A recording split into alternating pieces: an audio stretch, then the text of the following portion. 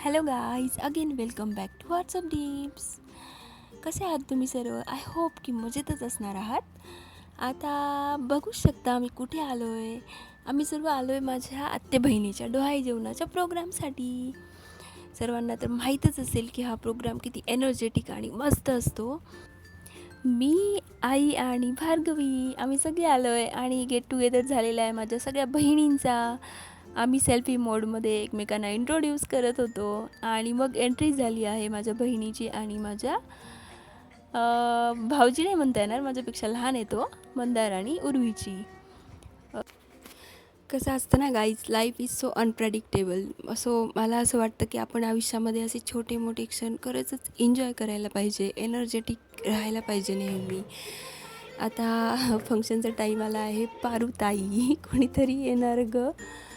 Actually मला dance बिलकुल जमत नाही, पण मी एन्जॉय करण्याचा प्रयत्न केलेला आहे आणि माझ्या भार्गवीनेसुद्धा खूप छान डान्स केला आहे. तर तिने शेवटी डान्स केला आहे. तुम्ही हा व्हिडिओ शेवटपर्यंत नक्की बघा.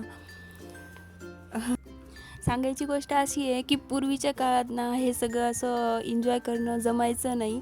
तेव्हा असं गरिबी वगैरे सगळ्या गोष्टी होत्या, पण आता आपण हे सगळं क्षण जगू शकतो ह्याचा मला खरंच आनंद वाटतो आहे की हे असं प्रत्येक मुलीला जगता यावं.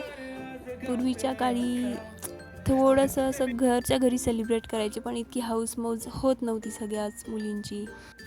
बघू शकता भार्गवीने कसा डान्स केला आहे आणि तिचा डान्स तुम्ही मला कॉमेंट्समध्ये नक्कीच सांगू शकता की ती कसा डान्स करते. मी तिला मोठं झाल्यावर डान्स क्लास लावू की नको लावू.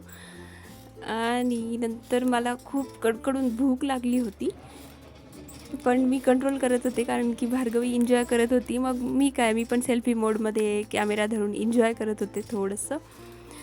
आणि मी शोधत होते सगळ्यांना की कुठेच सगळे, कारण की मला जेवायचं होतं. आणि फायनली भार्गवी जाऊन बसली होती पप्पांच्या मांडीवरती. मग आला आहे जेवणाचा टाईम. मी सगळ्यांना बोलून आणलं, एका टेबलवर बसवलं आणि मग आम्ही सगळ्या बहिणींनी आणि माझ्या आत्या आणि आईनी मिळून आम्ही जेवण केले मस्तपैकी. जेवण अतिशय सुंदर होतं, खूप छान होतं. हॅलो फ्रेंड्स, ही आहे माझी सगळ्यात छोटी बहीण, आत्ते बहीण, आणि हिचं डोहाळे जेवण होतं. तर आज तुला कसं वाटतंय? मला खूप छान वाटतंय. एवढ्या वेळा काही कधीतरी अस्वस्थ वाटायचं, कधी चांगलं वाटायचं, पण आज खूप छान वाटतंय. माझी बहीण आणि सगळ्यांना भेटून पण खूप छान वाटतंय. तर गाईज, हा ब्लॉग इथेच संपत आहे. मला सपोर्ट करा, लाईक करा, शेअर करा आणि नवीन व्हिडिओ बघण्यासाठी लवकर सबस्क्राईब करा. बाय.